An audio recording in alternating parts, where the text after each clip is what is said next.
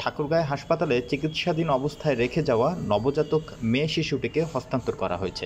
বৃহস্পতিবার দুপুরে জেলা প্রশাসক কার্যালয়ের সম্মেলন কক্ষে জেলা প্রশাসক মোহাম্মদ মাহবুবুর রহমানের সভাপতিত্বে জেলা শিশু কল্যাণ বোর্ডের সদস্যদের নিয়ে এই বিষয়ে এক আলোচনা সভা অনুষ্ঠিত হয়। এতে সকলের সম্মতিক্রমে এবং আবেদনকারীদের তথ্য যাচাই বাছাই শেষে শিশুটিকে হস্তান্তর করা হয়। যাচাই বাছাইয়ের পরে জেলা প্রশাসক মোহাম্মদ হাবিবুর রহমান শিশুটিকে লালন পালন করার জন্য শহরের একটি সন্তানহীন পরিবারের সদস্যদের হাতে ওই নবজাতককে তুলে দেন। সভায় জেলা প্রশাসক মোহাম্মদ মাহবুবুর রহমান বলেন, যে শিশুদের মা বা অভিভাবক পাওয়া যায় না সেই শিশুদের বিকল্প পরিচর্যার বিষয়ে জেলা শিশু কল্যাণ বোর্ড ব্যবস্থা গ্রহণ করেন। যেহেতু এই শিশুটির অভিভাবককে পাওয়া যাচ্ছে না, তাই শিশু আইন 2013 এর সকল বিধি বিধান মেনে শিশুটিকে আমরা হস্তান্তর করেছি।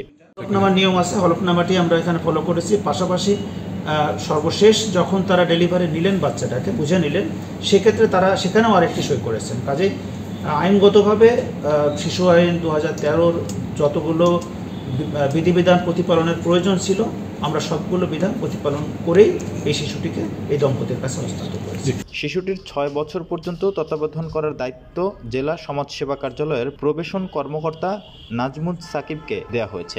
এ সময় উপস্থিত ছিলেন অতিরিক্ত জেলা প্রশাসক মোহাম্মদ সোলেমান আলী, অতিরিক্ত পুলিশ সুপার মোহাম্মদ আসাদুজ্জামান, জেলা সমাজসেবা কার্যালয়ের প্রবেশন কর্মকর্তা নাজমুল সাকিব সহ জেলা শিশু কল্যাণ বোর্ড ও প্রশাসনের অন্যান্য কর্মকর্তা এবং বিভিন্ন প্রিন্ট ও ইলেকট্রনিক মিডিয়ার সাংবাদিকরা।